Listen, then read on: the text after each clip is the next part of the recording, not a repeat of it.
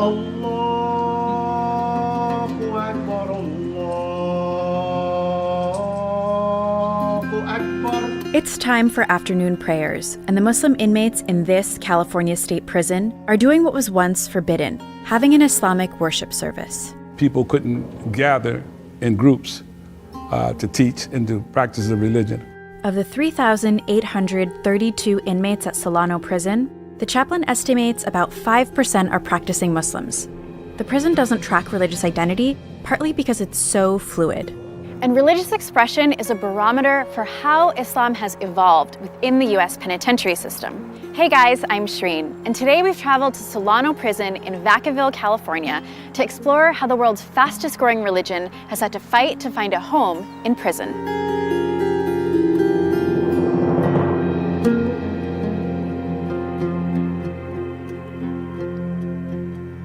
When I became Muslim, I was given a set of principles. Do this, don't do that. When in doubt, don't.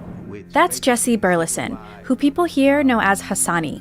He's been in prison for 31 years. Hassani is one of the practicing Muslims at Solano Prison, and they're part of the millions of people behind bars in the U.S. In fact, the United States has the largest prison population in the world. The more than 2.3 million people it had incarcerated by the end of 2017 were more than any other developed nation. That number includes inmates at federal, state, and county prisons, and it's growing. In a place where your housing, meals, and recreation time is highly constrained by rules, finding a way to practice your faith can be difficult.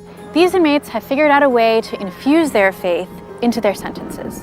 One of the things that started me seeking something different was I was looking at the people that were around me who were older than I was, who had been in prison longer than me, and who had been on that same negative, self-destructive path, and me not being satisfied with what I was seeing in them. And at that time, I started going to religious services. It didn't matter if it was Muslim, Christian, Jewish. I went seeking a better way, and I believed in God, so I know that the only way I was going to change was through God. He's just one of the Muslims that Solano chaplain Muhammad Ali interacts with on a daily basis. Ali is an imam who spent 4 years at this prison, helping people like Hassani explore their faith. He believes it can be an important part of their rehabilitation. Religion is important to inmates because it connects them to something bigger than their circumstance. You have people who are here in prison, and there's a lot of things you can't control, whether it's your eating, whether it's your living condition. It really helps human beings feel a sense of connectedness to something beyond what's right in front of them. But Islam's journey in penitentiaries has been complicated by prison culture and legal challenges. Though nationally, Muslims make up 1% of the U.S. population, that number is expected to double by 2050. Some of that growth specifically comes from inmates converting to Islam behind bars. Islam's known for having a particularly strong presence in prisons. In fact, more people convert to Islam per capita than any other religion. Nationwide, Muslims make up 10 to 15% of prisoners. Ali even said he has 1 to 2 inmates convert to Islam monthly, though that's not his goal. What makes those statistics resonate more is knowing how difficult it was to get Islam accepted as a recognized religion within some prisons. The prison administration, through their custody officers, wouldn't allow groups of Muslims to congregate over 3. And when they did, they would break them up. That's Abdul Rauf Nasir, and he spent 30 years using his Islamic faith to help inmates in correctional institutions. He considered it social justice work and an active part of his faith. Back when he started in the 1970s, he says the prison system was full of subtle discrimination against Muslims. Some Muslim inmates at this prison sued in 1996 for greater access to religious services. Their demands included hiring a full-time Muslim chaplain and the ability to attend Friday prayers without penalties like demerits for leaving work. Eventually, they did receive a full-time imam and their other demands. Prison officials dispute this account. They say Muslim inmates were never denied access to their religion, and instead the constraints were reflective of staffing and organizational issues that were resolved. Nationwide, the legal pushes continue today. A 2013 report says that Muslims submitted the most religious discrimination complaints out of any other religious group in prison. Islam and Muslim organizations in prisons for the most part, are seen to be powerful because they've been there a long time. They have challenged the status quo of the prison system itself, legally and physically. That quality of questioning power is easily identifiable with one of the religion's most notable converts. Malcolm X, his narrative is prominent, and so that attracts people toward Islam. And then the reformative value that they find in that, the hope that it gives, that I can survive in prison. Malcolm survived in prison. Malcolm X's legacy still resonates today, more than 50 years after his death. While serving a prison sentence, then named Malcolm Little converted to the Nation of Islam in 1952. He found mainstream Islam years later and felt it was much more racially inclusive than the nation.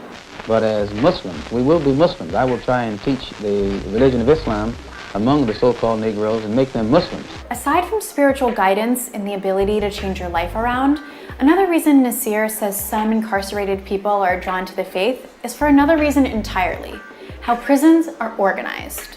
A central organizing principle in prison is containing the threat of violence. Inmates are housed and classified according to the risk of violence they pose. Here at Solano, inmates are housed dormitory style. Those that pose a higher risk are housed in cells like this, with armed guards. In their downtime, the crew that inmates spend time with matters, because they're the ones that also offer protection. So what does any of this have to do with practicing Islam in prison? Well, Nasir explains that your brothers in the faith can actually help protect you behind bars, and that source of support transcends race. Islam does challenge the strict rules of race in prison, because if a person of another ethnic group besides African American becomes a Muslim, then he's embraced in the Islamic community, and he's not only embraced, he's protected from outside pressures that other groups may place against them. And being in prison isn't necessarily that type of situation to where, you need to join a group to be safe. Hasn't been my experience. But I would say being a part of a community in prison is definitely beneficial in that regard. What he's really describing is support, and the support that incarcerated Muslims require is different than their free brethren. In fact, there are several things about prison that change how Islam is practiced. There's no Quran app, no call to prayer from your cell phone. And being Muslim here is about survival in a completely different way than it is outside. It does afford some opportunity for inmates to think about their rehabilitation, think about meaning in life, think about who they want to be as a person while here or when leaving here. Just because religion might help some people survive prison doesn't mean they'll continue the practice after release. Nasir's seen people let go of the faith when they get out. But Hassani, who's just days from release, has his sights set on making Islam's most important journey for Muslims, the pilgrimage called Hajj. So I think for me that making the Hajj as one of my goals, primary goals, if I keep that as a primary goal, that I will be successful in not only staying on the path, but doing everything that I need to do in order to get off parole, save some money, and make the Hajj. I learned so much about incarceration in this story. If you want to learn more, check out Ear Hustle, the podcast out of San Quentin Prison.